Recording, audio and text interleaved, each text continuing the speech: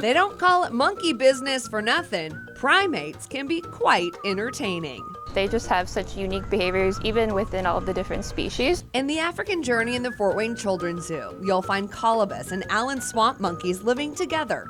Both are native to similar areas of Africa and could cohabitate in the wild. The colobus are very arboreal, so that means they spend lots of time in the trees, and our swamp monkeys are more terrestrial like we are, so down on the ground. And they're actually really good swimmers, so they have webbed fingers and toes, and so they've been seen diving into water out in the wild. Colobus are foliivores, so they eat lots and lots of leaves every day, and they have a special digestive system for all of that.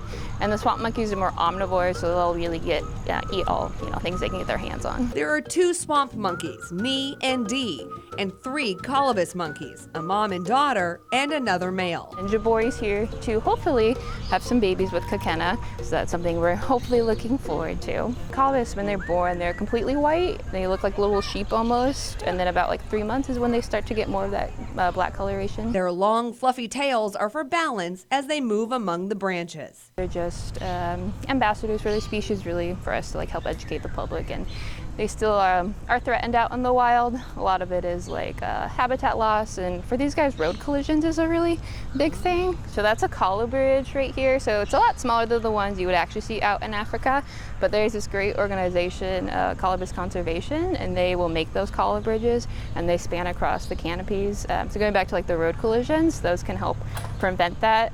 Since these guys are so arboreal, when they're crossing roads, they're pretty slow and awkward, and it's easy for them to get in the way. Down the zoo path, you'll find another primate species, the ring-tailed lemurs. So lemurs fall in the Persimian category of primates. It technically means pre-monkeys, so they just evolved differently. They're more terrestrial than other lemur species, so if you compare their body to the monkeys have really long arms for swinging, but these guys have much shorter arms and longer legs for being more on the ground. They spend about 40% of the time on the ground and the rest in the trees. These guys leap around a lot, so they have those really long tails for leaping and those tails for balance as well. And they have those really distinctive rings to act like a flag for them, so as they're moving around the jungle, they can hold their tail up, and the troop members can easily find them. While the swamp and colobus monkeys are not endangered, ring-tailed lemurs are. And that's just due to the pet trade and habitat loss. But all primates, no matter how cute they may look, are not good pets. A message International Primate Day aims to spread. Raising education and awareness about primate conservation and just the primates themselves. And so the zoo here supports other primate conservations like PASA, so that's a really big one. They do great work out in Africa. They help to rehabilitate primates that were part of the pet trade. And just coming here and really learning about them and knowing, these guys really don't make great pets is a really big one.